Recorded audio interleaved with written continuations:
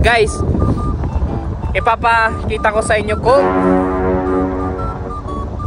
ang bangat. What? Baho. What's up sa inyo mga ka-adventures? Another day, another adventures na naman tayo. So for today's videos ay samahan nyo muna ako sa panibago nating mga adventures. What do you do for a living?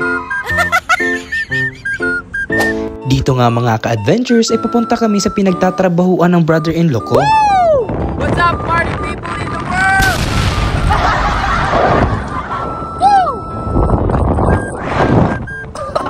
Ang butal! Oh, paalala mga ka-adventures, bawal talaga dito yung magganto. Need talaga dapat mag-seatbelt para safety first.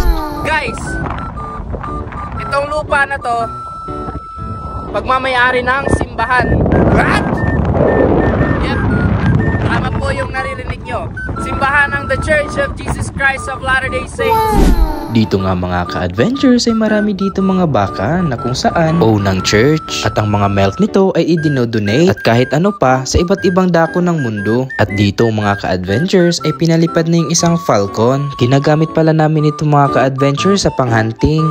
Guys, ito yung gamit namin na hunt. Falcon. That one. Mamaya tatawagin natin yan.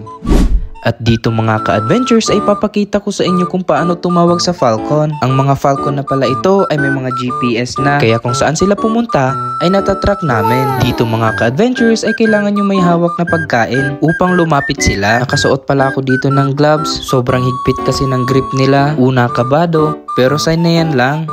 Dito nga mga ka-adventures ay habang lumilipad yung falcon ay tinitrain din sila. Ginagawa din nila ito upang mapabilis yung lipad nila at makakuha ng mga ibon. Dito nga mga ka-adventures ay sobrang napatawa na lang talaga ako dahil talagang na-amaze ako. At dito nga mga ka-adventures ay siguro ay napagod na yung falcon at wala din kasi siyang nahuli dahil nagtatago yung mga pigeon sa baka. Mauna siya guys pag nakahuli na siya ng ibon. Ganyan yung ginagawa niya. What? Kakain niya. Dito nga sa ibang bansa mga ka-adventures ay rare lang talaga yung falconer. Pero masasabi ko na magandang work ito. Bukod sa nag-i-enjoy ka na sa ginagawa mo, ay mataas din ang offer sa'yo. Ito pala yung aso namin, si Rooster. Ginagamit din po namin ito sa panghunt. Ay dito ay talaga hindi siya magpapahuli talagang magpapagilas pa siya. Ito palang falcon ay halos kamukha sila ng agila. Binibili nila ito ng baby pa at i-register sa government. At pagkatapos, pwede mo na siyang i-train. Mga ka-adventures, sipag at tiyaga lang talaga ang pag-aalaga sa mga falcon. Hindi kasi basta-basta ang pag-aalaga nito. Pero kung matyaga ka, makakaya mo. Guys, mo na gitawag na falcon. Mura siya agila sa Pilipinas pero mao niya ang gamit namo pang-hunting dre.